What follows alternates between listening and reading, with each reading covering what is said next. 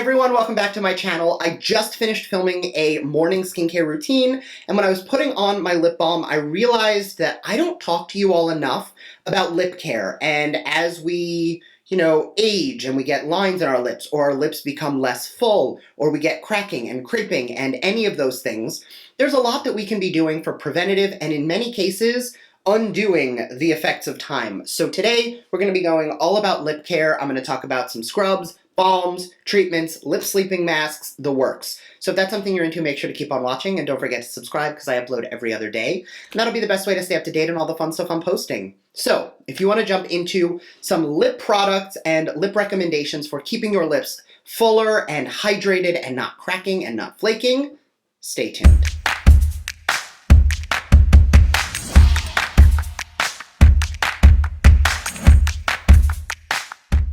Okay, so I'm not going to be demoing today because I've already done it and I realized after I had filmed. So today I'm just going to be talking about it in the order that I would use it. So these are things that I'm going to go step by step with multiple options depending on what you're looking for. So the first thing that I find to be one of the most important steps is a lip scrub. Making sure that you are regularly exfoliating your lips, getting the dead skin off is going to be really important for stimulating new growth. Plus, a lip scrub does agitate the lips a little bit, which is known to help with collagen production for firmness and plumpness of the lip. So the two that I tend to go in between, the first is from BeautyForReal. This is the Lip Revival lip scrub. Mine is in the the flavor Organic Spice. Orange Spice. I can't read today. Orange Spice. I've used the ginger lime before, and that one is really nice too. But I like Orange Spice a little more because it does remind me a little bit more of fall. I love citrus, so I'm a huge fan of this. This one is a little bit thicker, but completely edible. Food-grade ingredients, so you can kind of scrub and then lick your lips, and there's no issues with that. Something I do like about this, because it's a little bit of a thicker consistency within there, is it's almost more like a paste. So you can pull it up, warm it up, and really work it into the skin. Thinner ones tend to dissipate faster, and because of that, you get a little bit of a less exfoliation on the lip. So this is a little bit more intense. The other one I do enjoy is, this is the Sugar Lip Polish from Fresh. This one is a little bit thinner. It is easier to just get a little bit, but it does work into the skin a little bit faster. But this one is a little more of an oil base, so after it comes off, your lips feel very, for lack of a better word, greasy. I like that this one doesn't leave that greasy residue, because then I can go in with a lip balm or a lip mask, or if you're doing your makeup, obviously a matte liquid lipstick on top of oil does break down, because oil breaks down makeup, which is why I would not recommend this one for daytime, definitely more at night. But if you're getting ready for an event or you're going out, and obviously we're wearing masks now, but if your lips feel very chapped throughout the day, this is something you can use in the morning, and then whatever you put on top will stay nice and nourishing. I know there are a lot of people who like to make their own, like, sugar scrub lip scrubs, but something I do want to reinforce with that is a lot of times it's just olive oil and sugar, which will give you a lightweight exfoliation. But as far as those skincare ingredients that are going to help your skin to hold on to that moisture, it'll definitely work from an exfoliation standpoint, but in general, and I've said this before, my stance on like DIY beauty, make your own masks is like, I'm not really for it. Like, I understand doing like an egg white or an avocado mask for hair. When it comes to your lips, especially these sugar scrubs, like, they are more than just sugar and oil. So definitely look into that when you are potentially looking to make your own, which is why I do stick to getting mine pre-made from these brands, because, they've done their homework. They find what works better. Because if it was just oil and sugar,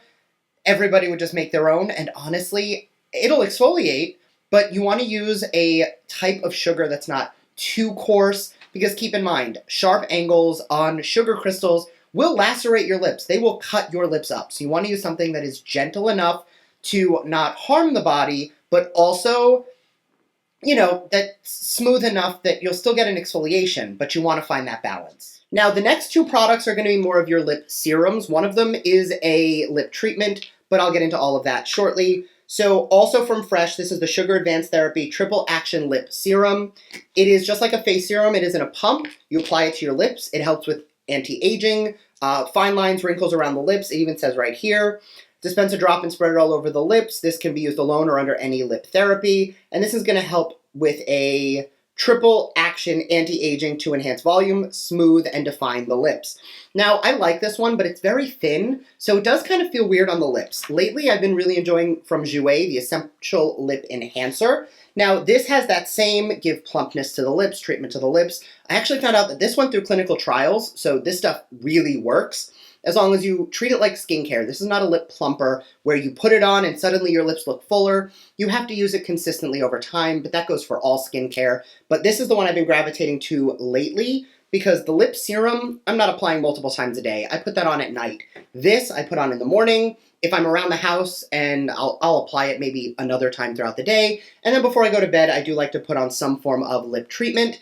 This is one of the ones I use at night. Now, I do have 3 other tube or tub style lip balms, which are more of a night sleeping mask or a lip mask. This one is also from Fresh. Clearly, I do enjoy their lip line. But this is the Petal Soft Lip Cream. I like it as far as a lip balm. It is in that like tub, rub your finger or an applicator and press it on. I like it because it's a little bit thinner than like a heavier balm, which I like at night. But of the 3 I'm going to show you, this is probably my least favorite. But it's still top 3 because it's ones that I keep in my collection. Number 2 is the Laneige Lip Sleeping Mask. I've spoken about this for years. It comes in 1,000,001 flavors. My favorite flavor is the green apple, and of course that's the one that I can't find right now. This is the original, and I like it a lot. I love the smell. I love the flavor. It is a little heavier, but it really feels nice on the lips. My favorite of these like overnight treatments is definitely going to be the Milk Makeup Melatonin Overnight Lip Mask. This came in BoxyCharm. I think it was Boxy Pop-Up, if I'm not mistaken.